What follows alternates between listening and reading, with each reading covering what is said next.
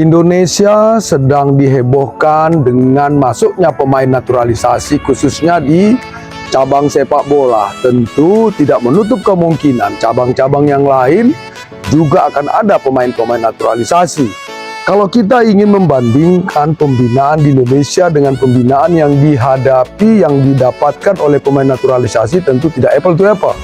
Tetapi apa yang perlu kita lihat dari konteks ini? Tentu kita belajar apa sih sebenarnya program pembinaan yang seharusnya dilakukan di Indonesia sehingga pemain kita bisa paling tidak relatif setara dengan pemain-pemain naturalisasi.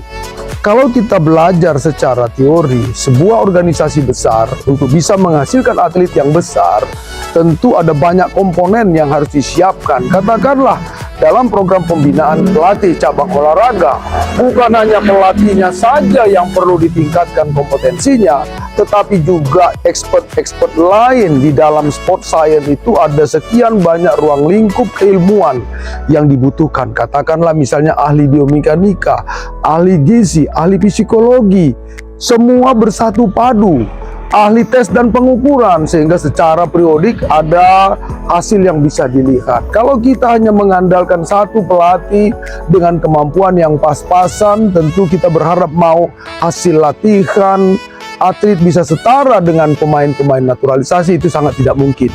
Pembinaan di kita ini harus dibenahi. Kalau kita melihat di tingkat klub, dominan pelatih yang paling maksimal, dominan melakukan semua hal, sementara keterlibatan expert itu ketika ingin menghadapi sebuah event. Tentu ini konsep yang masih perlu diperbaiki. Bagaimana kita melihat pembinaan di Indonesia?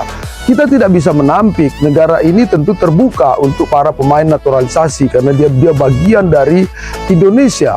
Itu sebabnya kita tentu melihat ini menjadi satu hal, menjadi trigger bagi kita untuk melihat pembinaan di Indonesia.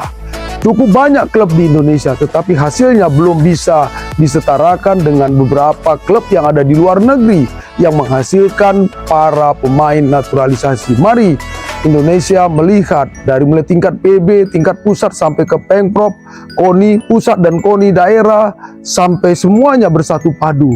Secara organisasi olahraga kita tidak perlu meragukan, semua ada.